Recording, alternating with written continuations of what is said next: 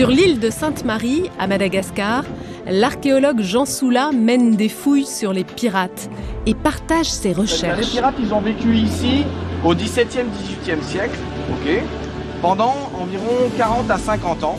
Et Olivier Levasseur, dit la Buse, le célèbre pirate y a passé plusieurs mois, après avoir pris en 1721 la Vierge du Cap.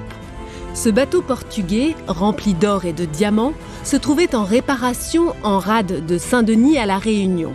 Les pirates l'ont remorqué jusqu'à Madagascar. Les archéologues se demandent si l'épave qu'ils ont découverte ne serait pas celle de la Vierge du Cap. Alors l'épave sur laquelle on travaille, qui est à 40 mètres de la rive et à 7 mètres de profondeur, est extrêmement imposante, c'est-à-dire 40 mètres de long, environ 9-10 mètres de large, ce qui pourrait tout à fait correspondre à la taille de la Vierge du Cap. Par ailleurs, les archéologues ont découvert en mer une statuette représentant saint Antoine de Padoue, dont le culte était particulièrement développé au Portugal et aux Indes portugaises, d'où venait la Vierge du Cap. Mais le bois de construction du bateau ne plaide pas en faveur de cette hypothèse.